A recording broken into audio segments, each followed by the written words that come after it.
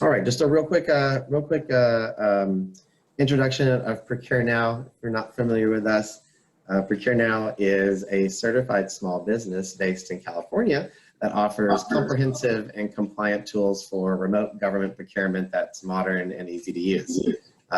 We feel like we've cracked the code on how to make complex and difficult to understand public solicitations easy and intuitive, not only for the staff that collaborate on RFPs and bids, but also for vendors who respond to them. So thank you all so much for joining us today. And from there, let's go over and talk a little bit about our agenda. So we will start off just to kind of summarize what's been happening and why our topic is so important. We will then move on to talk a little bit about electronic bidding from a perspective of the fact that it's been around for a long time, and there's actually a lot that we can learn from the folks who've been using electronic bidding for a long time. And then we'll move on to talk a little bit about key best practices about how you can make the transition go smoothly. And then our key presentation today around e-bid bonding and what it's all about, sort of helping you demystify that, and then we'll end with a Q&A.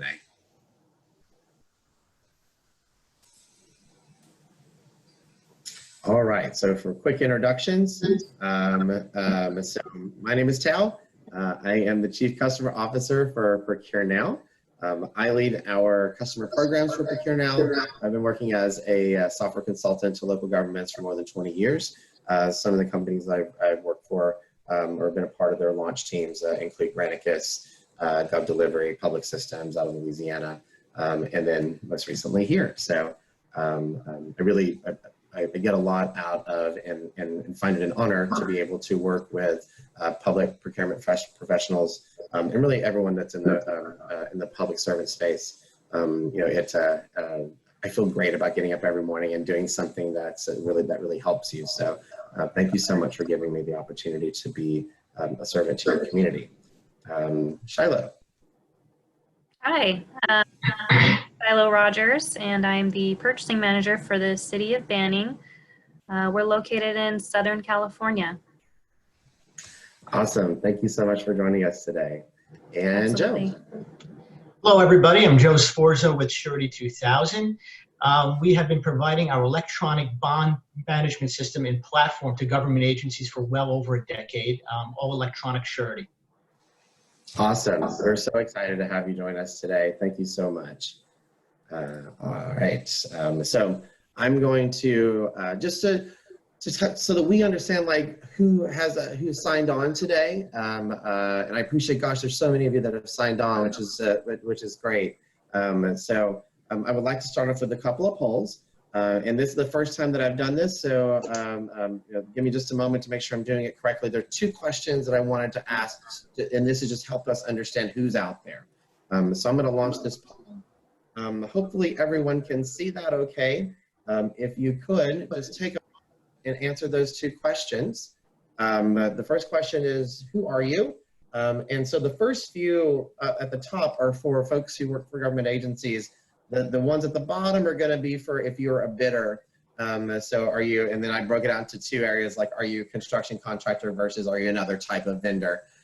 So if you could just take a moment and help and answer that question, I would really appreciate that. It'll help me just to understand who's on today. And then the next question is paper versus paperless, and for both governments and bidders as well. We want to just understand how many folks are paperless, how many are paper.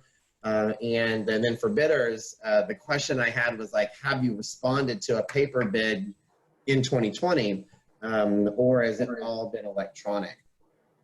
So I really would appreciate if you take a moment just to help answer these questions, so we can kind of get a sense of who you are. So it looks like as folks are responding that we've got a large percentage, 74% of folks who are city county governments. And then we've got some folks from school districts, water transportation, utility districts, regional governments, other agencies. Thank you. And it looks like that most of the folks are other types of vendors from a bidder perspective. If I scroll down here, wow, it's really like half and half. I kind of wasn't expecting that. I was expecting more folks to be on the paperless side, but that's great. I'm so glad that like some of the folks that are you're receiving paper bids are on today. That really helps me to make sure that we're balancing the conversation a little bit better. And it looks like that a few of the folks that are on that are bidders, that we've got some folks definitely that have been still responding to paper bids. So thank you so much for humoring me on that and participating in that poll. All right, so just again to kind of frame the conversation of why are we here. I'll go through some of these key points that we've been hearing over and over in the industry of like what's changing. The fact that we're, Shiloh was just mentioning this, working from home for many government functions, is starting to become the norm. We're not out of this yet, honestly. I just had news. I live in Sacramento. Had news today that like we've seen our highest jump in a day since everything has started. And during the sort of the beginning of it, we were actually like had the lowest cases of all metropolitan areas in the country, and so I think we were sort of shielded from it. But now now it's really starting to happen, and so I think that like work from home is just something that we have to be prepared for. So we have to be able to accommodate for a dispersed workforce, and really for a community that shouldn't be forced to walk into a building or to hand deliver something. And then the second thing is just around like social distancing and the fact that like we have to find ways to have more meaningful conversations when the alternative would be like face masks and 6 feet. So tools like Zoom and other virtual ways that we can communicate and collaborate more effectively. There is a definite realization that our business processes have to be re-engineered in order to accommodate remote work. Just like doing nothing or just staying the same as it was just isn't acceptable anymore. You are in the position to not let that be acceptable. And so, and that sort of leads to the next point where government is being pushed to modernize citizen and business facing services. It's now, as you probably all know, like the governments you're in this responsibility position to lead on all these fronts. And so leadership in government is really needed now more than ever, and particularly around these sort of transformations. I talked about this at the beginning, but that we have to be prepared for another outbreak, and that won't break us the next time. We need to be prepared for that next wave and that should be obvious to us, and not only for a public health crisis, but also for other emergencies. We're dealing with, fires on the West Coast, and it's hurricane season down south. And you got tornadoes that are, ripping through the Midwest. Happy 2020. You just have no idea what's coming next. And so I think like being prepared is what everyone's talking about. The new norm is all about anyway.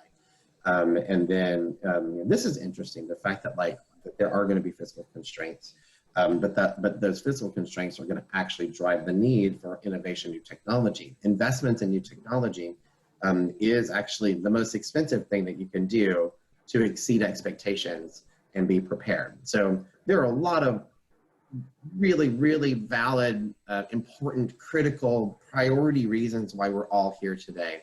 And so we want to make sure that we're using, that we take advantage of this opportunity to empower you in the best way that we can. So speaking of empowering folks based off of experience, I've invited, and thank you so much, Shiloh, for joining us here today. So Shiloh has a very unique experience, and she's going to go into that a little bit. But I asked Shiloh to join us because she's been leveraging and has been a part of a lot of different types of electronic procurement systems at different agencies, and has gone through these transformations of paper to paperless way before we did now. And so I think that there's a lot of expertise there's a lot of things in Shiloh's brain that I think are going to be important for us to hear from. So Shiloh, please take it away. Tell us a little bit about yourself, your experience, and like how that has parlayed into how you treat e-bidding today. Sure, absolutely. So once again, hi everybody. Thanks for joining us. And my name's Shiloh Rogers. I work for the City of Banning. We are located in Southern California, pretty close to Palm Springs. If you guys don't know where Banning is, we're not far down the road from them. We are a small city. I have been working in government procurement for 12 years. And I have been doing electronic bidding for 10 of those years. I have used 5 different electronic bidding systems in that time period. From the beginning, when we first went electronic, it was actually a hybrid of electronic and paper. We weren't quite ready to jump right into full-blown paperless. The very first system we ever used, actually,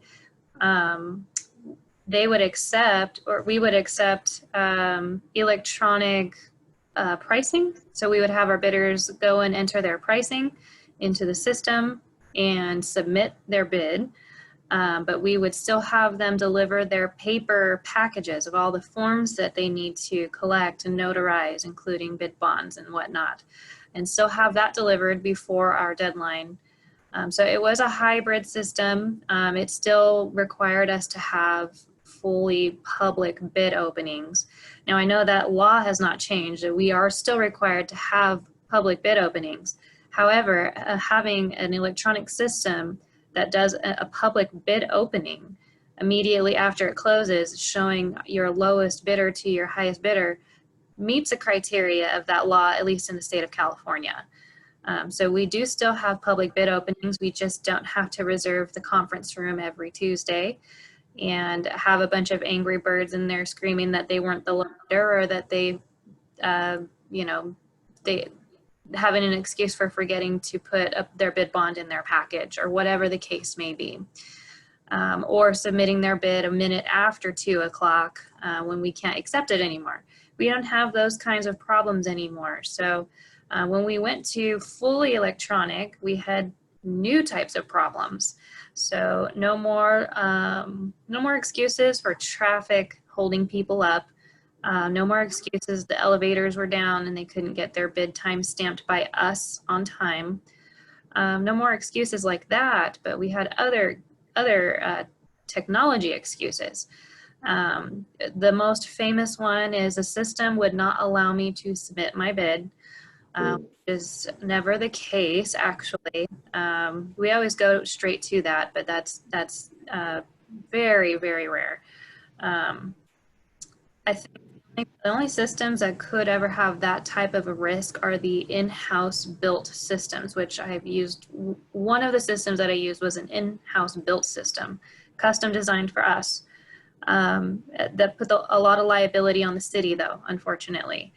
And when our IT department would do update over the weekend to the intranet, all of a sudden our bidding system had done some really wonky things too, and we could not have that. So that was a reason for changing from that one. But for the most part, full electronic bidding systems have done a lot for us, not just helping us during this time while we're working from home for the most part, but it really transformed, our complete procedural working environment. There are some nuances, though, to keep in mind. The nuances of having a fully electronic system, knowing that at least 50% of the people in this webinar are still using paper.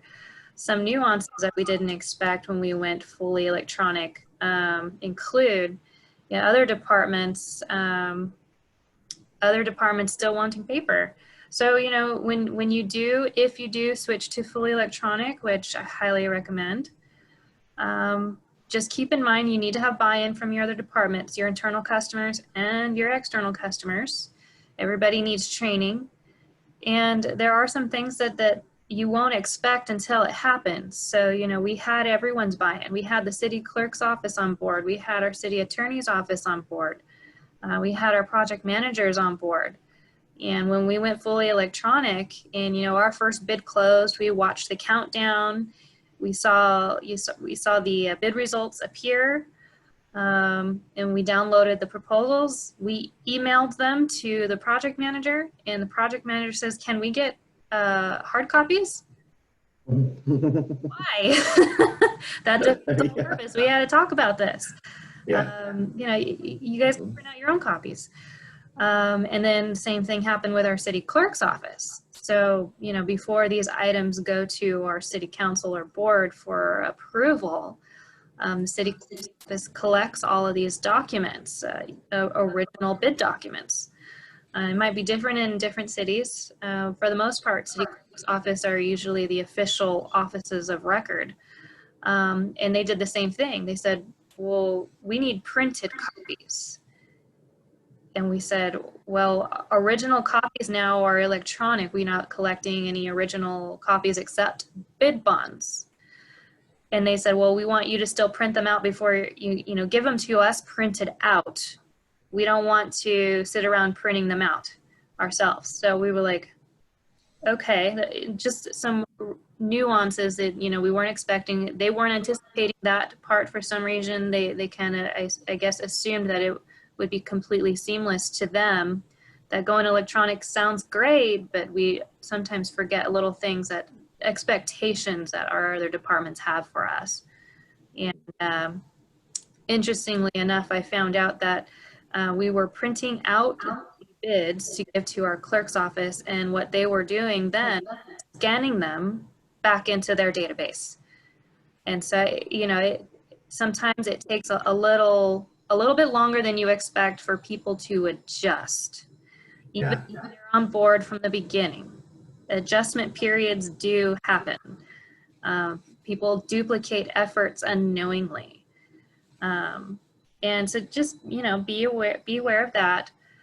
And I also want to talk about how going electronic changed our collection of bid bonds. So originally, when we were hybrid, we were still collecting everybody's bid bonds before the deadline, everyone's bid bonds, including their other documentation. When we went fully electronic, we asked people to still submit hard copy, fully executed bid bonds before the deadline still. Everything else was electronic. They could scan it all in. We also wanted a scanned copy of their bid bond, but we still asked that their original bid bonds were submitted before the deadline. Well, that actually caused more work for us than we suspected. So we then narrowed that down and said, well, how about this? And we had to get our city attorney's buy-in on this. But what we ended up doing was telling people, you're required to scan in your bid bond. It has to be fully executed, all signatures present, notarized, everything. And then after the bid closes, we would ask the top 3 bidders to mail in their bid bonds after the fact. The reason why we ask for the top 3, obviously, if number 1 falls out, number 2 is it, or number 2 falls out, number 3 is it. So it gave us that backup we thought we might need. But it's so rare that the number 1 does fall out. It happens, but it happens a couple times a year. So we were still asking for more bid bonds than we needed and more bid bonds than we wanted to mail back to our customers. Now what we do, and this has worked very well for us, if anybody wants to try this out themselves, when our bid closes, we do definitely check that they've submitted everything that they're supposed to submit, that our low bidder is responsive. And then we only ask our lowest responsive and responsible bidder to mail in their hard copy, fully executed bid bond. Once we receive it, we compare it against the scanned version that they sent in. If they didn't send in a scanned version, they're non-responsive. But we compare it to make sure the signatures are all the same, dates are all the same, just to be sure that it's the exact same bid bond, because believe it or not, one time in the last 10 years, we got a bid bond mailed to us that was different than the one that was scanned in. they were deemed responsive for that. So, you know, little nuances to consider and think about, but it is working very well for us, and it works well for our customers too. So Awesome. one of the things that I encourage everybody to really take a serious look at, especially given the time period that we're in, the new age of whatever we want to call it. We can call it the age of technology. We can call it the age of germophobia. We're all going to be sitting at home working at some point, you know, working remotely more so than ever. We were all forced into this. A lot of us were not ready for it. A lot of us were not capable of working from home or fully capable. Some of us were partially capable. It was difficult to transition, but it was forced upon us prematurely. None of us were expecting, especially in the government world. Those of you out there who work for for a public agency, you know, we're not equipped for that. So we're lucky to be able to take home a laptop if we even have laptops. But since we were forced into it, a lot of us bought electronic equipment like crazy. We bought webcams, we bought laptops, we bought, you know, we bought the headsets and the microphones, and we got everybody on the VPN to try and keep everybody, you know, from getting sick. So now that we've been forced into it prematurely, we may as well embrace it and really start seriously thinking about how we can go fully electronic, not just in the bidding world, but in the bid bond world, payment performance bonds, and anything else that we can, because at some point in the future, this might come back, and that's something that we all can expect now. We can expect this to come back. We can expect that this could be our new norm. And so, you know, I really encourage everybody to take a serious look at that and think about how they can go, you know, take their processes and be able to be productive elsewhere. Awesome. I really appreciate that.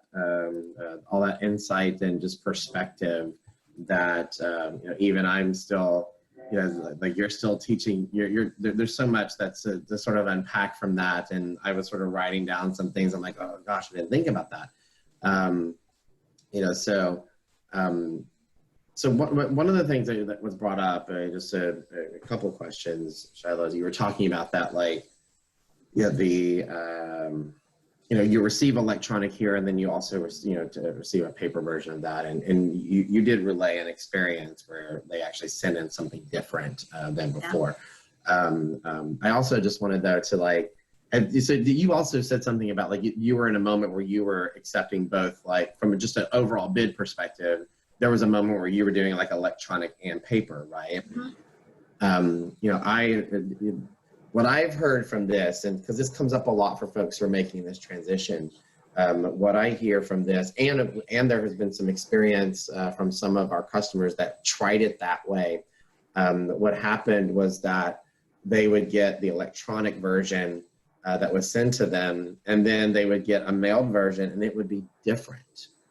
And so that, and so like that right there, like, you know, head explosion already. Like, you know, what do you do now? Okay, so yeah, like, did you experience any of that? Oh, or? yeah. Yeah.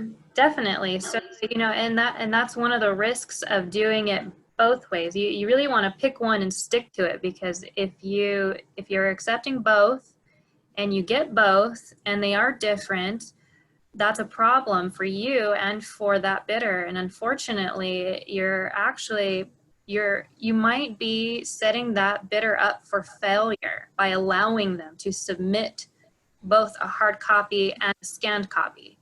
Now, depending on how your internal procedures work and how nice your city attorney is, you know, you might be able to say, oh, well, they forgot to scan in their bid bond, but they did submit their paper bid bond. Is it okay? Is it not? It depends on what your specs say. Do your specs say they have to submit it electronically before the bid event time? Right. Probably. Yeah. And if so like they that, do, you know, don't try. What we really need to do is make every effort to keep our bidders responsive. allow them to be responsive in that regard, set them up for success, give them one option, and don't confuse them. It can be confusing, and I would argue it if I was a vendor. I would argue, I say, hey, I turned it in. I might not have turned it in electronically, but I turned it in before the bid event. Because you said paper copies were okay. Yeah. It puts everybody in a little bit of an awkward bind. For sure, and just creates so much more work, right? So I want to address Antonio's question around like, is it an electronic bid bond? Is it a paper bond? Is that mailed in? And so, to answer your question, Antonio, like I like to call this method. There's like one method which is they're mailing it in, right? Like that's when you're paper based and you're mailing it in, you've got the piece of paper that's like got the raised seal on it. That's like method one. There's a sort of like method two, which I call it like scan and mail, which is, like I'm showing you an example of like the language that the city of Banning has that talks about like scan and mail. And so like prior to like the bid closing, like they are just having them scan their documents and including that, and then also mailing them. And in Shiloh's case, she's just having just the person, like they're like, wait, the person who's going to be the lowest responsive, I'm going to ask that from you.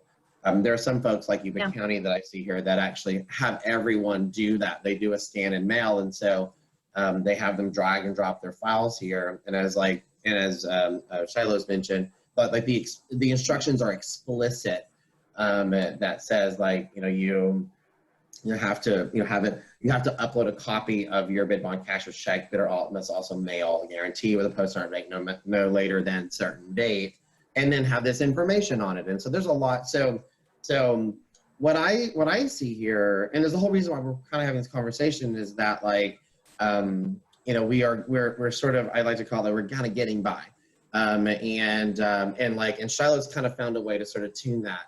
Even more. But the reality is that, and we're going to get into this in a moment, is that there's the potential, not only, well, in this case, in the case like Yuba County, where you're still collecting a lot of paper and you have to track that and send it back, but also like Joe is saying in the responses, the tech responses, is that it's not necessarily proper and enforceable. Like there's all this other stuff that still has to be done. I know that Shiloh has to do to like verify that stuff, right? So there's a verification process.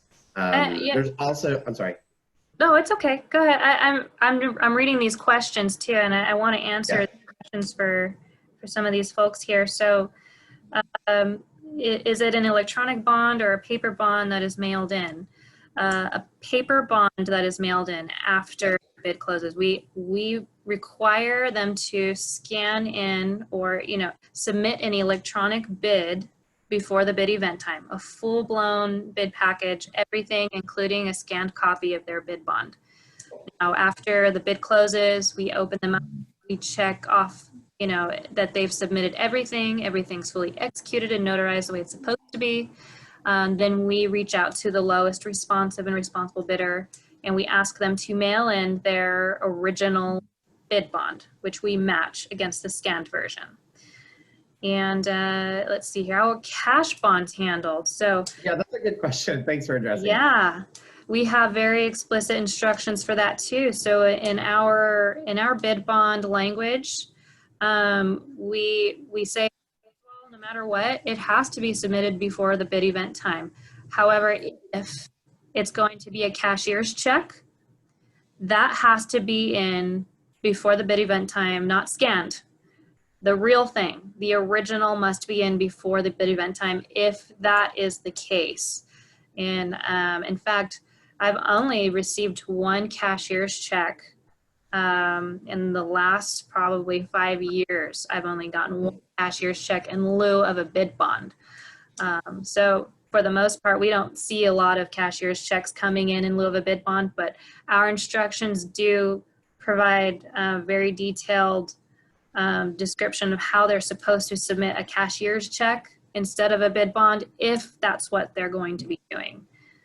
In fact, if you're going fully electronic from the paper world, one thing you can do, and this is one thing that we definitely did at our job walks or our pre-proposal meetings, we would actually state that out loud, just because, you know, we would be telling people, you guys know we're going fully electronic. We're not accepting hard copies anymore. Keep that in mind. And if you guys are going to be submitting a cashier's check, you know, show of hands, how many of you think you're going to be doing that? These are instructions. You know, we would reiterate those things, but we actually, we really never had a problem with that, especially once we stopped expecting both and just said everything electronic, everything executed electronic before the bid event time, submitted electronically.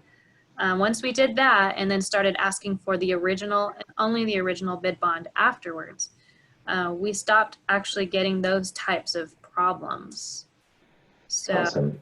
So I'm gonna for the audience, thank you, Shiloh. So just so you know, like what's happening here. You know, so we keep asking questions. I'm gonna kind of we're gonna take a little break from the bid bond process and kind of level up for a second around just like electronic bidding in general. And then we're super excited that Joe at Surety 2000 is here to join us, because like they're going to talk about that whole why electronic bid bond, you know, why that alternative you know is a great alternative to what we've been talking about thus far. So what you've been hearing from Shiloh and that I'm seeing examples of is just like, this is kind of like this is prevalent. This is what, you know, I've in the past like 100 days of you know, us bringing on, you know, probably, you know, at least 20 new agencies since COVID had started, probably more than that. Everyone is doing it this way, and I had sort of this question myself of like, well, you know, how enforceable is this? You know, like, is it, you know, could there be potential fraud that's involved in this? Of course, and so. That's exactly why we have Joe and the team on today, because they've got a cool thing that I think you guys are going to love seeing. So what I'm going to do now is just switch a little bit over and you know, based off of the things that I've learned from Shiloh and, you know, from our other customers along the way of how they have implemented electronic bidding and how they have set things up to sort of guide vendors so to make this process seamless. I just want to share some of that with everyone that's on today. And so I'm calling this best practices for e-bidding adoption.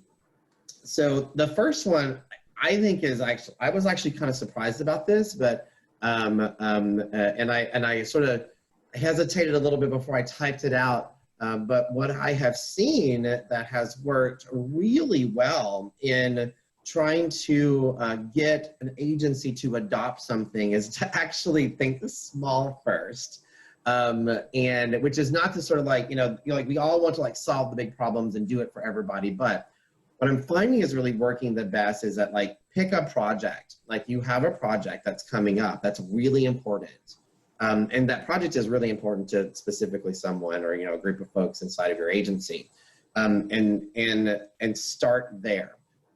Every implementation that I have seen that has gone from like, okay, we're going to start here with one project, and then from there the success is so enormous that like everyone in the organization sees it right away, and then right after that, then all of a sudden it's like, okay, how do I sign up? As opposed to the opposite approach of like, hey everybody in the entire agency, what do you think about electronic bidding? And then you get 50 people that respond back to you that's like, oh, I don't know, or oh, I think it's good, or like, oh, we need to, you know, I need to involve this stakeholder or that stakeholder. Not to say that we don't want to involve folks, but I think that like what I've seen work is just sort of like, here's my pro tip, is that if you want to try to get this in and try to get folks to adopt it, show them in real time. And it's part of the reason why, you know, plug for ProcureNow, that we offer our sourcing module for free for a period of time so that you can actually use it completely. You can pick those projects that you want, and then run it with us, because it literally takes 30 minutes for you to be up and running with ProcureNow. And so you can do that, get those projects up and running. We give you, a period of 4 months where you can make sure that it's working for you, and then from there, I've seen it every time. It works great. So that's my first one. Think small first for your specific project before you go big. The second one, and I'll show you an example of that, is like if you have open bids, one addenda, extend the deadline, drop a link in it, and that with some very good instructions, and that's all you have to do. Like I've seen this a number of times now, where folks are like, I've got these big projects, they're out there, like we gotta keep them going, but like I don't want to accept paper bids. And so I have yet to see that fail. I've yet to see where like, and remember, think about that too. You've got a set of instructions that are out there that are PDF or paper-based that says that you want to accept paper bids and that you want to accept, Q&A, via phone, and all these other sort of instructions. Like, and that could potentially be confusing, right? But I have yet to see where, like, if you issue one addendum and you extend the deadline by a week, and you drop one link in it that says, go here to respond electronically, when they click on it, you'll provide the instructions inside of that link. And I'll show you how to do that here in a moment. So again, you got to make it simple for them, but that simple sort of guides them through the process. The next thing I'll say is just provide good, clear instructions on your website. My experience has been, so our system allows folks to, like, we essentially, we do live support for vendors and for your staff. And so when an agency doesn't have really clear instructions on their site, we get hammered with vendor questions all day long, because like there's not like a place where they can go to subscribe or something like that. So it's just not clear. And so when a vendor's trying to sign up, the first thing that they'll do is they'll try to go to your website, and then when they can't figure it out, they start chatting us up. And so, and every case, like if there's a good 3 or 4 bullet points that's on your website about what you're doing, like that just prevents that. I guess maybe that's more of just like an ask for me to, like, give my team a break. No, but it actually just, it makes the experience way better for the vendors. If you give them some options. Yeah, Shiloh. Just to add to that, and not only that, but for our own sakes, if we have very clear directions on our website, that helps prevent protests from coming into us. We don't want that. There you go. That's right. That's right. We definitely, we don't even want, we don't want people to have even the slightest bit of a reason to protest. We want to reiterate ourselves multiple times to prevent, yes, and to just not even scratch that territory. Yeah. So it is very to be clear everywhere. Thanks for that, because that's a great foray into my next and final bullet point here, is to make sure that you can explain exactly what you want from your vendors with instructions that are built into the electronic response process, like answering a survey. It's got to be like, step 1, do this, step 2, do this, step 3, do this, and I'll show you some examples of that here in a moment. So just some other quick considerations, and I'm part of the reason I'm throwing this up on the screen here too is just so that, like, because we're going to be offering the archive of the video and the PowerPoint presentation, so the folks here in the audience will have an opportunity to just have access to these bullet points. But other things to think about in this process, Shiloh kind of alluded to it a little bit, but the evaluator experience, you have to understand that, like, the result of how you collect the electronic response affects the evaluators.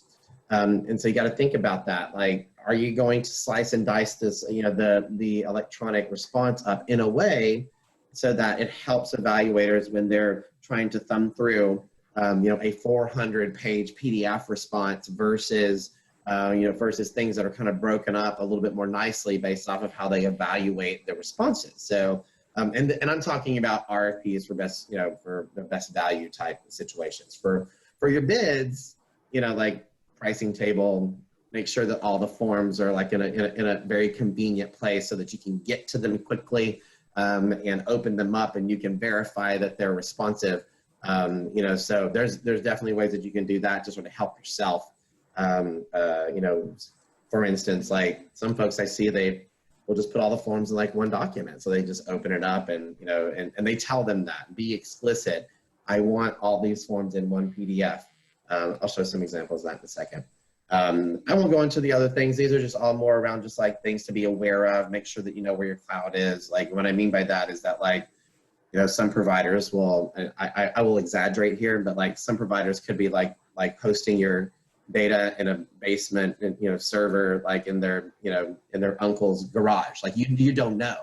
And so that could be very troublesome for you. So we don't ask this question enough, but like, where is my data? Like literally, like physically, is it in Ashburn, Virginia? Is it in Seattle, Washington? You know, is it in, you know, Toronto? You got to ask these questions to make sure that you are, you know, that you've done the right thing for your organization. All right. Before we go into this, we got a couple of examples I want to show, and then we're going to turn it over to Joe. So let me bring up my screen here. Just a moment. All right. So I got a couple of examples here. I'm just going to walk across it real quick. So this is an example of an amendment that the city of Norfolk did when they took this rehabilitation of Granby Street Bridge project, and they issued the addenda. And in the addenda, it has, you know, the extension of the deadline. In addition, you know, so from Tuesday, May 31st, they went to May 14th. So as you see here, there's like a link that's right in it, right? So it can't get any clearer than that. You know, they're due to the closures of public, you know, offices. The city of Norfolk will receive sealed bids online through the city's electronic bid service provider. And so very, you know, it doesn't get any more clear than the fact that like you click a button and it takes you to their bid, and you just walk through it. So that's what I meant before around just like, and there's tons of examples out there. If you want some examples of like what that language is like, just reach out to us. We'll be happy to provide you with some great examples of what folks are putting in their addenda to help guide them more intuitively. So that's the first example. The second example is over here in Omnitrans. So this is what I was talking about as a great example of like some very explicit instructions. In this case, they're like transitioning from one system to another. And so, you know, they're providing very clear instructions that let you know like what you can do with your e-procurement site. And so here, you know, their new e-procurement portal will allow prospective bidders to do the following: bang, bang, bang. So it provides some interesting training, and they've just, you know, they've left no doubt in folks' mind like why they're doing this and what you can do here. So click here to sign up for an account. Make sure that you navigate here and click the subscribe button. So again, like they're making it very, very clear. We've had very few support cases coming in from them when their vendors are signing up. This is another example in Linwood, Washington, where again, like they've got very clear instructions. They've actually dropped in like a little link inside of their website, so that when someone visits the page, that they'll be able to just click on that project and it opens that project up. They also have, you know, a place here with specific instructions on how to register to subscribe for bids. So again, very clear instructions on the website. I wanted to just provide a couple of examples for folks who are thinking about making this switch. As I scroll down through here, just a couple more examples here, I'll show that, you know, in this case, the city of Vista, they've kept their response. This is their first time doing it. So they've kept their response really simple. So here I've got the acknowledgement my addenda, upload your proposal, do not include your standard rate sheet. So you see they're being very explicit in their instructions. Make sure that like you have the instructions right above like where they would actually drop the document. So now we upload our rate sheet here. Now we upload our W-9 here. So if you need something from them, ask for it. And then doing it in this format of like step 1, step 2, step 3. So that's one example I thought was like really easy and really effective when you're first starting out. Here's one that's a little bit more involved, you know, but in this case, you know, for the County of Santa Cruz. So you see here, and the reason why I love this is because of the very explicit instructions that match exactly what's in the document. So, you know, they uploaded their specifications and their project plans here, but when you look at the guidance that the electronic system is giving them, again, please, if you have any assigned addenda, upload them here. Here's your proposal requirements. This is exactly what they're looking for. Like, we want these things.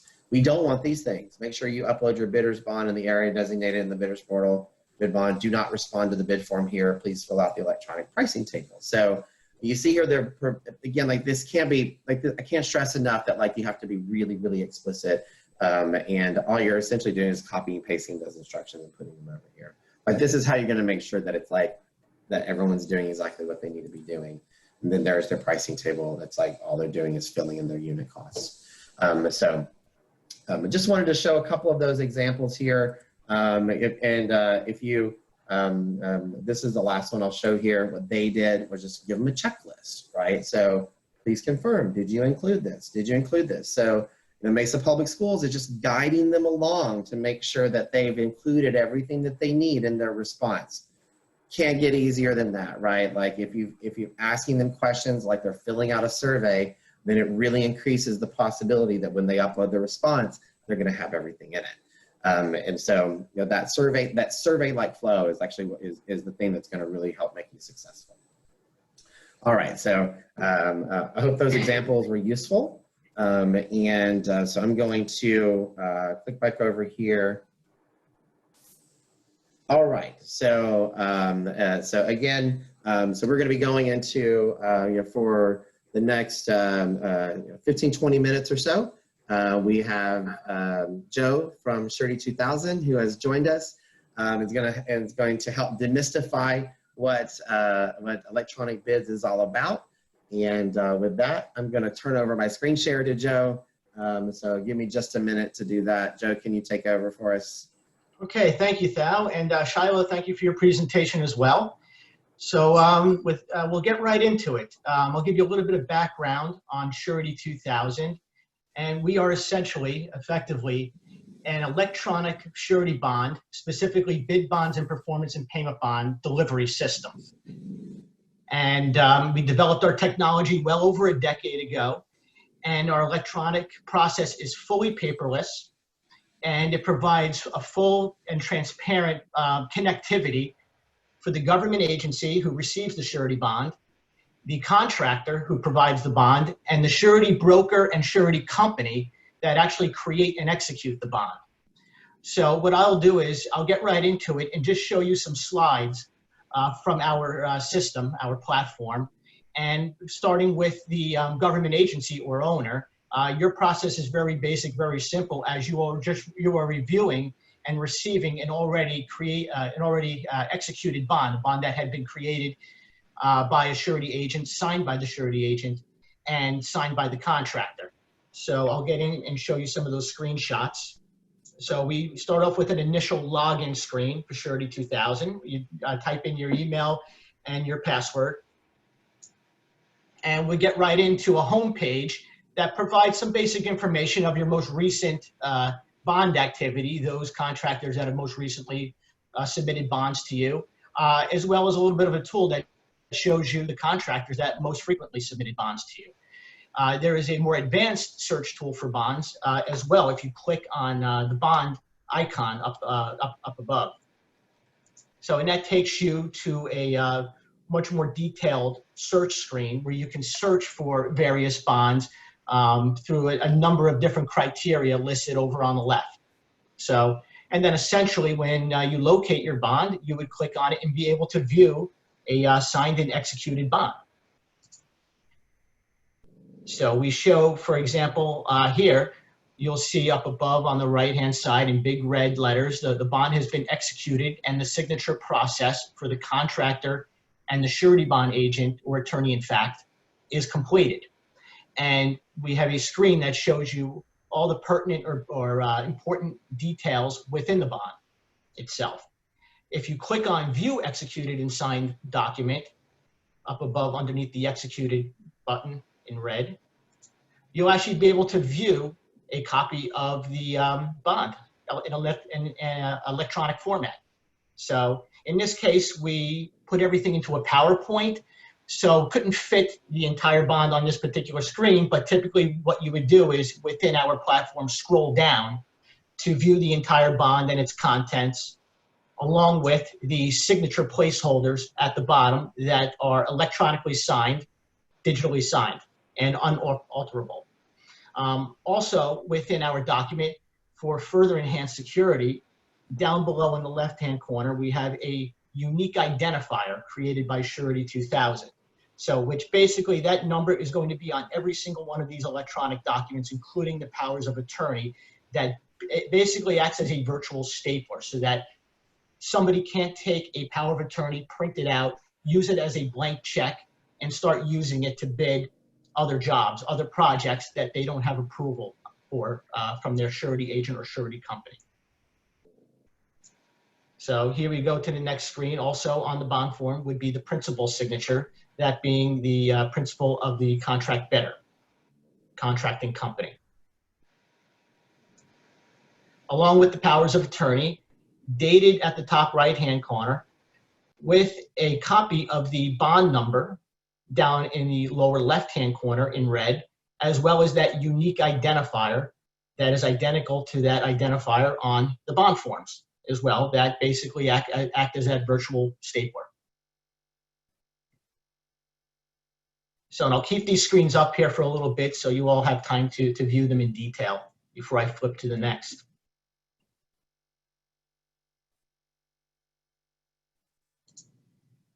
So now what I'd like to do is I'd like to show you our system from the perspective of the surety bond agent. So, and I should probably preface by saying that just about every single surety bond agent and surety bond company are registered users of the system for well over a decade. And the surety companies will grant their powers of attorney to these surety agents or attorneys, in fact, electronically through our system. And I should let you all know that the surety companies are, have been rapidly integrating and developing technology and pushing for more electronic surety bonds as they would like to eliminate and remove basically all paper powers of attorney. So some of you might know throughout many years, decades, there is fraud within the industry of contractors or even surety bond agents misusing powers of attorney. And the surety bond companies would like to eliminate and take a lot of those paper powers that they give to their agents off the street so that they can track them in the virtual world through Surety 2000. Because every time a surety agent executes a bond, signs it, the surety bond company is notified via email that a bond has been executed with their powers of attorney. And that surety company, the representative there, the underwriter, is able to log in to Surety 2000 and view the bond. And at that point, it gives them that transparency. So now I'm showing you the surety agent's dashboard and their search vehicle, their search features, and their ability to create a bond in the system. So, and I'm showing you this screen that the surety agent will populate because we developed our system to help reduce the amount of errors that agents apply to bond forms. Because I'm sure as government agencies, you probably over the years have received a fair share of bid bonds or performance and payment bonds that contain some errors in them. Even sometimes agents using the wrong bond form. So what we do is we've built our system in the best way to help the agent reduce those errors. So this is some of what they'll see as they populate fields that will eventually take them to their bond form. So they'll go about selecting you folks as a government agency. They'll select the appropriate power of attorney, contractor, and surety company. And then as they go to select the bond type, it would be a bid bond or a performance and payment bond or a license and permit bond. And then based on the government agency that they select as an owner and the bond type, it will kind of drill down and narrow down to the appropriate bond forms. So it's a tool that helps and assists the agent in selecting the right bond form. So this is some of that feature here. And then we'll go on to the next screen where the agent will populate some fields, all the necessary fields in order to execute a bond. And then as an attorney, in fact, we'll sign the bond electronically at the bottom left.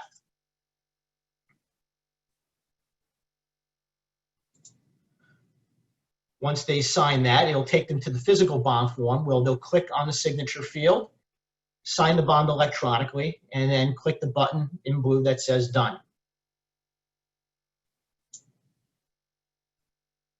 And at that point, they click that green button that says done, and now they put in place an unalterable and totally enforceable electronic signature.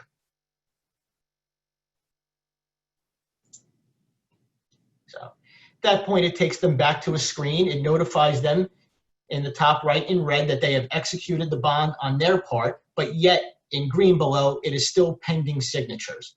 And that is pending the signature of the contractor. And you can see below where it says contractor signature, the individual's name and pending signature still. So now I'm showing it, the system to you from the standpoint of the contractor's dashboard. This is their perspective. Contractor will receive an email that a bond has been executed on their behalf by the agent, signed by the agent, and they have a pending bond in their inbox. The contractor will log in with their username and password, and you can see immediately on here, delineated, highlighted in yellow, an electronic bid bond with a pending signature in yellow. That is the bond that the agent just created and signed for them. The contractor will click on that bond number that starts with the letter SNY, letters SNY. Once they click on it, it will take them to signature page. The contractor at that point will then sign the bond. They'll click the button, sign the bond. They'll go to the bond form. This electronic signature will be put in place. Contractor will click the done button. Now we have a fully executed bond in place. You can see at the top right, executed, signatures complete. And again, you can click on that, the contractor or agent can click on that view executed and signed document and view the bond. For the owner obligee or government agency, you will receive an email that a bond has been executed and issued. So at that point, you can log into Surety 2000 and view the executed bond, which is really the first slides that I have shown you on the system. So now, what can we do to add even some enhancements from a streamlined process? Well, our partners at ProcureNow, we will integrate with.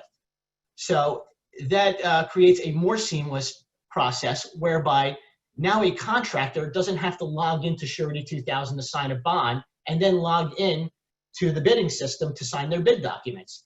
The contractor could actually retrieve and sign the bond with the bid package through ProcureNow, which it would eliminate some steps in this whole process and make things even more seamless and more beneficial, more helpful to the contractor.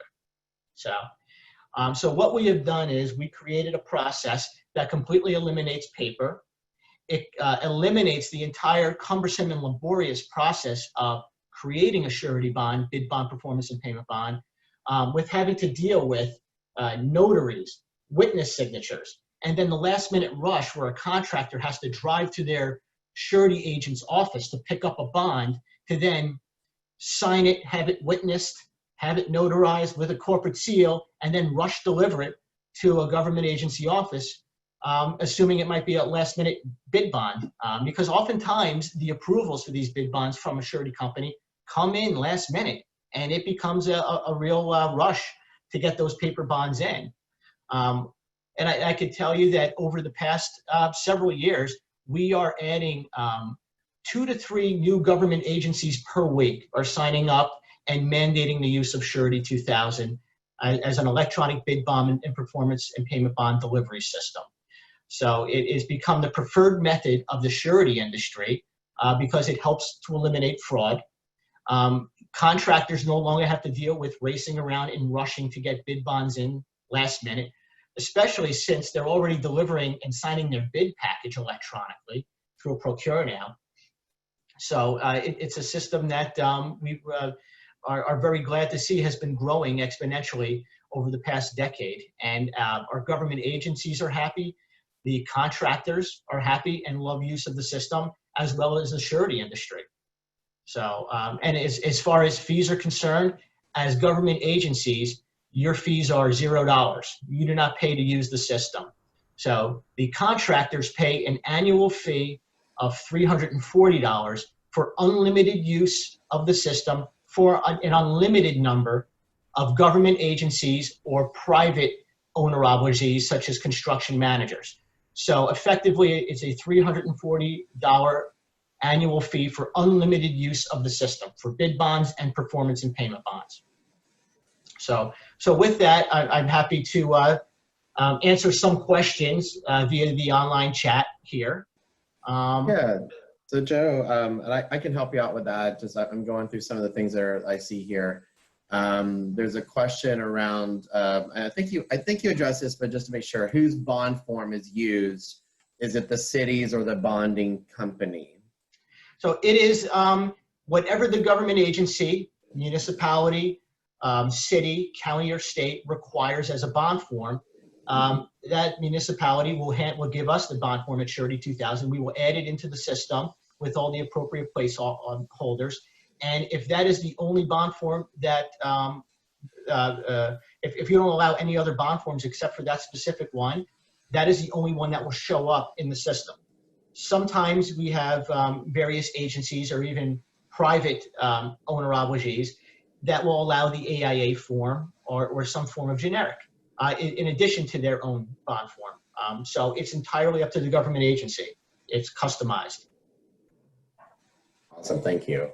So there's another question here around, to sign the bond, is the contractor required to subscribe to an electronic signature service?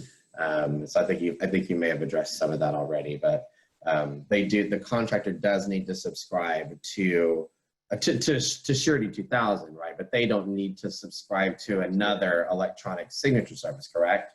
That's correct. And there is sometimes some confusion with that, because oftentimes these platforms throughout many different industries will require you to sign up to use their platform, but also independently sign up for an electronic signature where they have to pay additional fees and all that.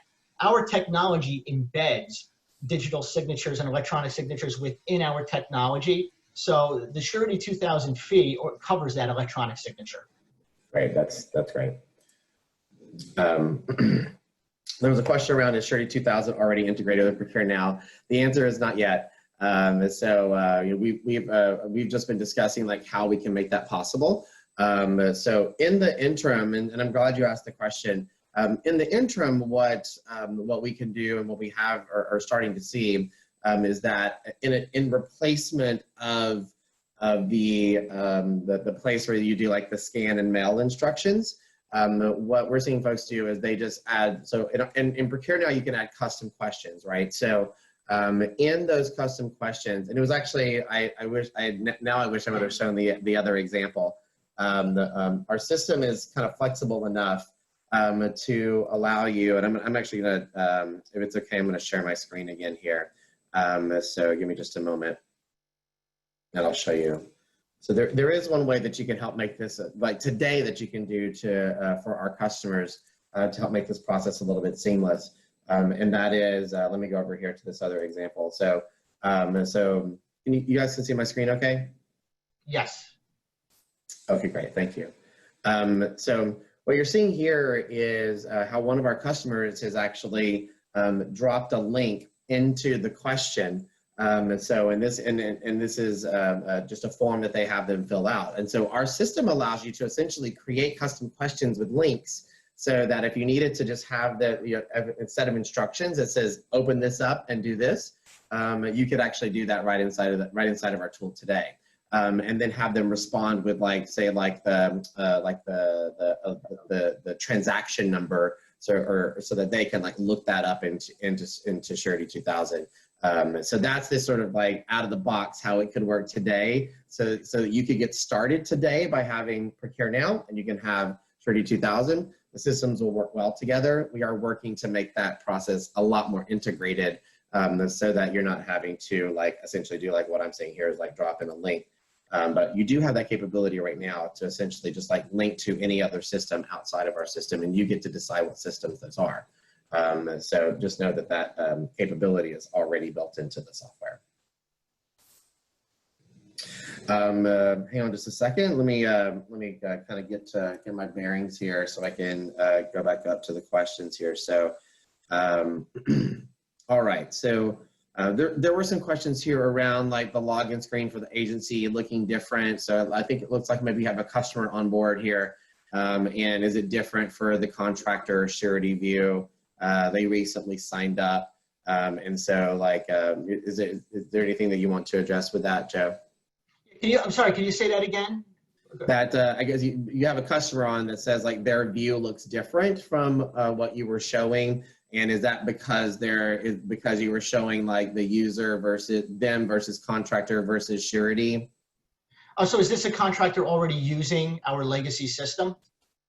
Well, yeah. This is a government agency that's recently signed up, and so the question is, the login screen for our agency looks different.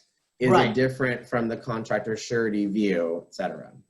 Oh, okay, gotcha. Yeah, as far as the login screen, no, the login screen is identical. So based on your username and password, the system will know if you're logging in as an owner government agency or as a contractor or as a surety company or as a surety agent.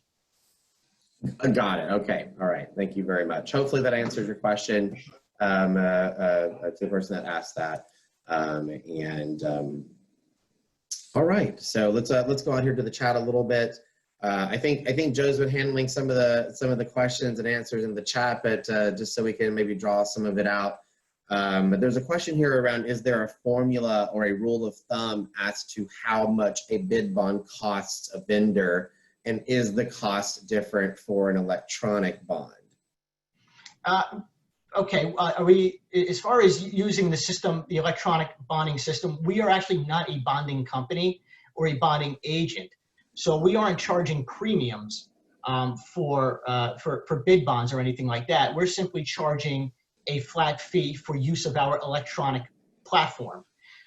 You would have to check with your surety bond broker to determine what your premiums are on surety bonds. What I will tell you though is, for performance and payment bonds, there tends to be a sliding scale premium. And in general, those rates tend to average out to about 1.5% of the contract price. But for bid bonds, surety brokers shouldn't be charging any fees or any premiums to submit bid bonds.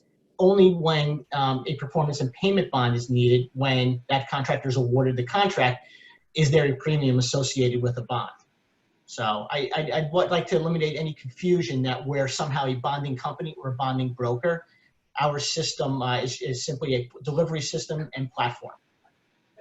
Got it. Thank you for that. There's a question here around like the integration is bid through contract management. And so I just so I'm going to try to like address the integration question just as clearly as I possibly can. So today, with electronic systems that you have, you can use an e-procurement system like ProcureNow or a contract management system like ProcureNow, and have them reference the electronic bid bond in our systems today, or link to like a web location where they could like log into Surety 2000 today. So I want to be clear that like that's out of the box. And so like that's not like ultimately where we want to go. So I've been having the honor of talking with Joe and trying to understand that a little bit better so that we can like make that process more seamless. But the reason why I'm expressing it this way is so that you feel comfortable that like you can actually do this today.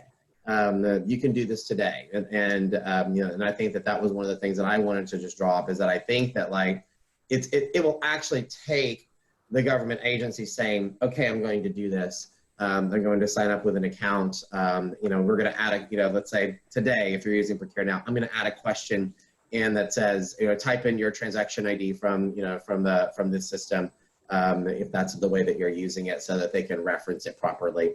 You can actually get started doing that today to eliminate the paper, eliminate the fraud. That we will work on making sure that this process is going to be a lot more seamless for you in the future. Yeah, Shiloh.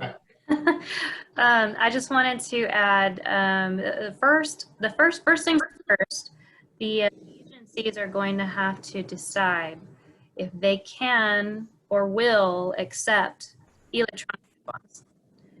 Once they've decided whether that is something they can or are willing to do, in some places, I know state of California is heavily regulated and compared to other states. But in some cases, there may be policies against it in some fashion. So, we'll have to go back and get buy-in for electronic bid bonds, especially with our city attorneys. We'll have to confer with them to make sure that they'll defend it on our behalf. And once we've gotten to that point, and many will, and I know a lot have already, just from all of this, knowing that you have cities signing up every day, that's great news to us, because if we have somebody we can reach out to at another city or county or agency and ask them what nuances they went through, what did they have to make any procedural changes, did they have to change their policies, what did they have to do to get that implemented? Is it working? Is it not? I'm sure it's working. But that's something that is very useful to us government agencies, is to know if there are any agencies we can reach out to. Yes. We would have to, let's just say we've decided, yes, we're going to start doing it. Our first responsibility is going to be changing the instructions in our bid specs. We'll have to change them to accepting electronic bid bonds, or only accepting electronic bid bonds, accepting both, however deep we want to dip our toes in the water at first. And then from that point, that's kind of where I think that government agencies are going to be standing together, and in that regard, having to go through that internal buy-in process first, changing our templates, and then going full blast with it. And that might even include some training that we need to provide to our vendor community to make sure that they know where their resources are, they know how to get an electronic bid bond, they know what they're in for, they know they got a $300 fee to pay. It's part of the cost of doing business. It's nothing new to them, and the DIR charges $400 a year out of nowhere. It happens. But if it helps, I had one vendor in the last couple of months who reached out to me and asked if they could submit an electronic bid bond or an unnotarized bond, because guess what? The notaries are closed. The businesses are closed. Right. Closed a lot of businesses. They weren't open. People were telecommuting. And I thought, wow, that could be a problem. Yeah. So no, I absolutely. So so in summary, it sounds like to me. So first of all, because it's 15:16 after, what I've done is I've opened up our final poll. We're going to stay on for a little bit to answer more questions, but I've opened up our final poll, which is I would love to schedule a follow-up with. And so be thinking about that for a moment, and please take a moment to answer that poll. So like Shiloh said, if you're interested in learning about who else is using this, then answer Joe at Surety 2000, so that that you can connect with him and learn more maybe about who some of their government agencies are. I know that that's important to you. Shiloh's mentioned to that, and that's extremely important that that you're able to talk with your colleagues about how this is working for you. Someone over in Irving, Texas just said that they had to develop an electronic signature policy and provide an ordinance to our city council to approve the use of electronic signatures. And so, maybe reaching out to Darlene over in Irving, Texas might be a good idea if you are, planning to, make that switch, so that maybe, they have some language that's useful for you. So, I'm sure Shiloh can probably direct you, with some resources for that as well. And then, from a perspective of if you are completely paper-based right now and you're looking to make that shift to paperless, definitely, tag me as a scheduled follow-up. I am going to make sure that everyone gets a copy of the video. also that everyone gets a copy of the presentation that I had. I'm sure, Joe, if you would to PDF your presentation that you made today, or place it out on a link so that folks can like access that and hand it to me, I'll make sure that like everyone in the audience gets access to that as well. And so we're going to stick around and answer a few more questions, but to everyone else who needs to get along with their day, thank you so much for joining us here. I'll just leave this up on the screen so that folks can get a kick out of that while we are answering some of the rest of our questions. Let's see here. So again, thanks for those who need to sign off. I completely understand if you need to do that. Thanks for joining us. As I mentioned before, for those who are asking the question around like who else is using it, I would just tag Joe or myself, and we'll reach out and find some folks. Joe, I don't know if that's something that Thao, we did respond to Claudia, who asked if any California school districts are using the system. We do know the city of Oakland is using and adopting Surety 2000 for electronic bonds, and there are the University of California system, community colleges, a number of them have adopted electronic surety bonds, Surety 2000. So as far as specific school districts, awesome. It's quite possible. I'd have to round up those names though, which I don't have on me right now. Cool. No, I appreciate that very much. And same way with us. I know same way with you is like if you're wanting to know who else is using ProcureNow, just reach out to us and we'll be happy to help. If you're wanting to know more about who else is using Surety 2000, please reach out to Joe and I'd be happy to help. And and for us, I'll just say this. I'll give like a little plug for how to make a how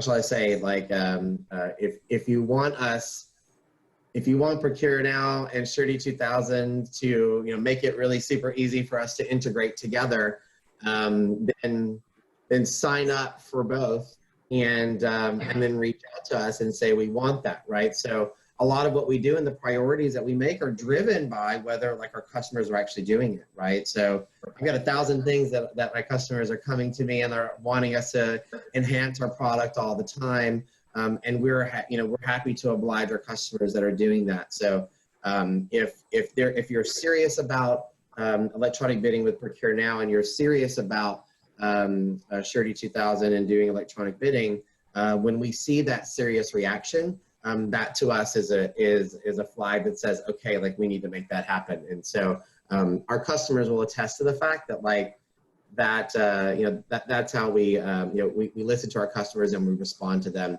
in a really, really efficient manner, especially if they're like ready to go. So if you're ready to go, we'll be ready to go with you. And Thao, briefly, I know Darlene made a statement about having to develop an electronic signature policy for Texas.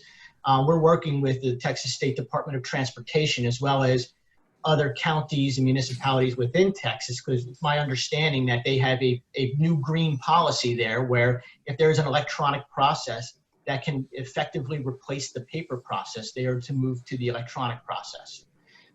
So we're well aware of all the developments happening in Texas, and the Texas DOT has been using our bid bond platform for quite some time, and now are adopting the performance and payment bonds electronically as well. So I just wanted to make that comment after reading Darlene's statement. Awesome. I'll say this too. So for ProcureNow customers that are online, if you are if you're seriously wanting, I guess it's just more of like a show of hands, like do you feel like that this is serious enough, or that this is, you think is a priority enough that you would want to see us like prioritize like making those connections a little bit more easy? If you are, do me a favor and then on this poll, just tag me, say Thao at ProcureNow on this poll. And that way I know that like that this is something that, because what I'll do is I'll reach back out to you and I'll make sure I understand what it is that you want to do, and to make sure that we do it in a way that accommodates you in the way that you want. I know some of the folks have already signed off, but If you want to learn more about how we can make our systems work better together, just tag me and I'll reach out to you and we'll talk a little more about that. All right, so just to kind of wrap up, let's see if there are other sort of questions that didn't get answered. There was a question from earlier that was just like, what was the purpose behind needing a paper copy? Shiloh, is that something that you can address? Like, why? Yes, why? Why is the number one question. Yeah, the paper copy, the original bond includes a seal on it, which you can actually see and feel in person, and you know that it's an original document. Whereas when you scan it in, that seal doesn't always appear on the screen, and it could be a fake.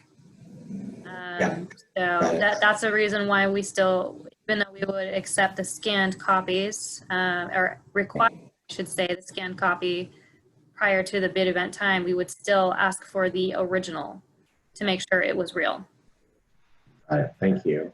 You're welcome. And then so this is the right question, right? Like, what about maintenance bonds? What about the other bonds? What about maintenance bonds? What about payment performance bonds? Yeah, those are all the license and permit bonds, the consents of surety and all those. Those are additional surety documents and bonds that will be add-ons for additional fees. The primary covered under the initial fee of $340 is bid bonds and performance and payment bonds.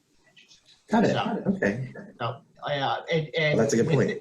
And also beyond that, our affiliate company Vertical provides certificates of insurance compliance as well as pre-qualification for contract bidders.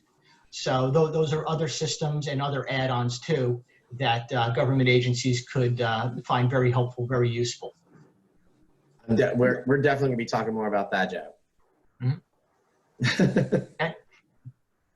So especially around certificates of insurance. Right. I have a question. Yeah, go for it. So if Surety 2000 integrates with ProcureNow, do the government agencies that use ProcureNow still have a choice whether to accept e-bid bonds versus, it's still custom based on the agency's needs and requirements? Absolutely. Yeah. It really comes down to the government agency accepting or mandating bonds at that point, electronic bonds. So, and look, to assist government agencies in making that transition, we've been at it a long time, and we could share with you language that other government agencies have sent out to their contract bidders that now let them know when submitting your bids, please provide an electronic bid bond now, and here's the contact for Surety 2000 to call them, sign up, and register. So that's language we're happy to share with any prospective government agency. Maybe that's something that can be that message could be facilitated through ProcureNow at some point. Yes. Yeah, absolutely. Oh, absolutely. Yeah, and that's that's how I see that we would even in that sort of like where we are today, Shiloh. It would be sort of similar to that. It would be like, I have a question type. The question type says, like it's an upload versus like a link versus like a yes, no question. And so that's where you would be able to like sort of design the, how you, what options that you would want your bidders to respond to. So fortunately, like our system is already sort of architected in that way. So being able to like add a new question type would be pretty straightforward for us. Very good. Awesome. Well, all right, everybody. Well, for now, we're going to sign off. Be on the lookout for the archive and the resource links that go along with it. To Shiloh, to Joe, for being out in the audience and answering the questions for us. Thank you so much for your time. I know this was a really valuable conversation for a lot of folks. And I've been learning so much through this process as well. So thank you for your experience, Shiloh and Joe. And thank you for enhancing the experience for all the buyers and bidders that are out there so that we can help make their lives a little bit easier. All right. All right, thank you all. Thank you, Thao. All right, thank you, Shiloh. Thank you, Thao. Thank you, Joe. Thank you, everybody. Have a Okay. good day. All right, You bye-bye. too. Bye, everybody.